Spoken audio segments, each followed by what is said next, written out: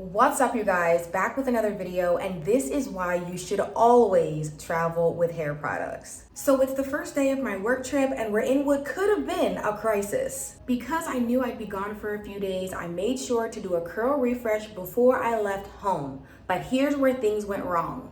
Y'all, when I say I was so heavy-handed for no reason, look at all of the little white specks in my hair.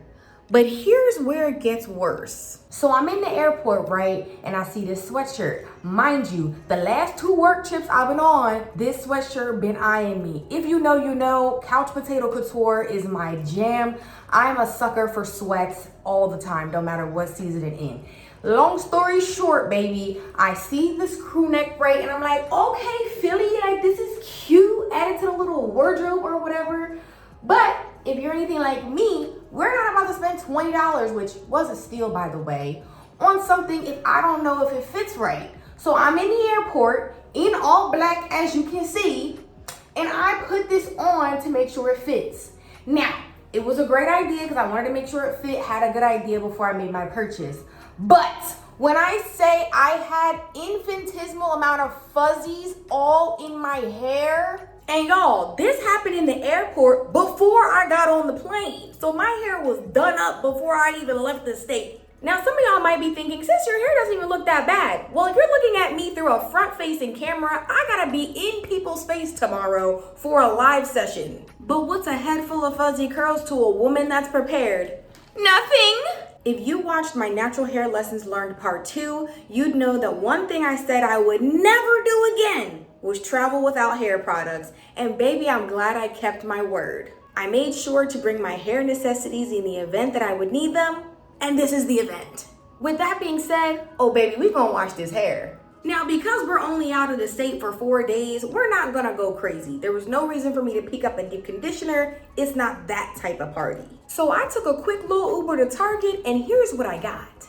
Pantene Miracle Moisture Boost Shampoo, sulfate free, $3.99.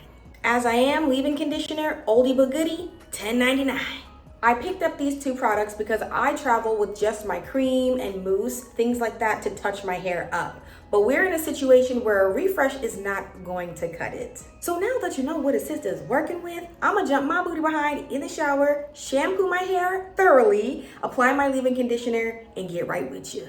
What's up, you guys? I'm back and out of the shower. I have this leave-in conditioner in, and one thing I will say is leave-in conditioner always scares me because when I put it on in the shower, I'll be like, this is not doing what I think it needs to be doing. I always have to remind myself to resist the urge to detangle. Resisting temptation usually works out for my betterment because in this case, I got out of the shower and this feels a lot better on my hair than it felt upon application. So here's what it's looking like. You can see it's pretty coated over my strands.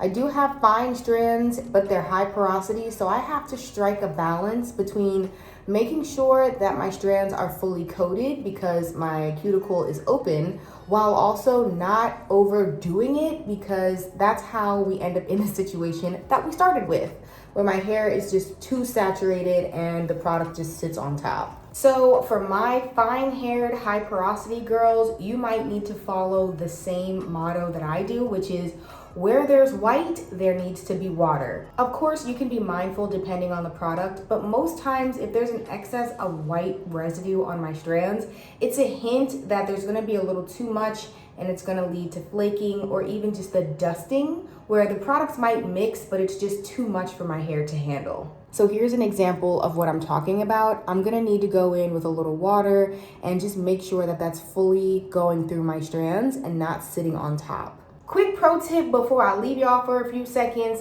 always make sure, even if you don't travel with the exact products you need, that you travel with the equipment, your brush, your clips, your scrunchies, things like that, because those things are really hard to come by, especially if you're on an international vacation or you're somewhere where it's just kind of hard to get to a beauty supply store. I'm gonna work my way through my hair, adding my serum, finger detangling, and adding my cream. I might implement my brush here and there, but remember, I'm just coming off of a curl refresh, so I really shouldn't need to be brushing my hair and doing too much detangling. See you guys in a bit. It is now the next morning and voiceover Junie has officially clocked in because baby, it was entirely too early for me to be talking to my phone. So I'm gonna take a quick diagnostic of my curls. You can see some of my twists came undone, but baby, don't worry about that. I have a few clips here and it's time to see how these products soaked in overnight. Yes, sirree, Bob. Look like I like it. Let's get it. Okay, so this first clip is what you should not do, and that is using the blow dryer to blow upward on the strand. This is just gonna lead to an open cuticle, and for my high porosity girls, we need it to be closed. So it looks pretty good, but let's try again on a different section. Here I am in the front. I'm adding a little bit of my Wow Growth Oil, yes sir, yes sir, and I'm smoothing it down the strand. Now I'm adding some Frizz Patrol, smoothing that as well, and this is why it's important to use the blow dryer downward, because you've done all that work to smooth the cuticle closed, so it's important for us to use the blow dryer in the same direction. Quick little touch up on the underside to make sure my hair is dry. Also going to let my ends loose so that there's no white residue. And then giving it a good shake. Baby, we've come a mighty long way. So now I'm just gonna oil my scalp a little bit, give a little massage, add a little scarf while I get ready, and we're back. What's up, y'all? I'm back and ready to take this hair down. Y'all saw how I prepped it just so that I could get dressed and do my makeup and not have my hair in my face. Also, give it a little bit more time to lay down. But yes, you can see that thing is laid down. I could have done a little bit more with my edges, but they low-key on swim, you heard me? So we just gonna shake it and move forward. Hopefully it was informative for you guys to see that process of me blow drying it. Now, let me be honest with you. When I was blow drying it, I was like, this does not feel very moisturized.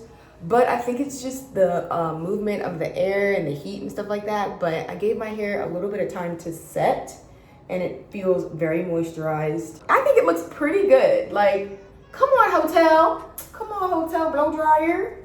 Come on, Target right down the street. All right, so I'm just gonna quickly put my bobby pins in and then I'll be back with earrings, final look. You know what it is. All right, y'all, so I'm back with the final look. Here's what it's giving. You can see we do not have a bunch of little white specks nowhere no more.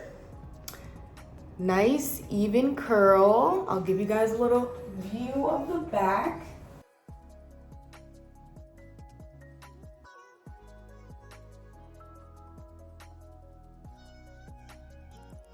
Come on, resourceful. I mean, what can you say?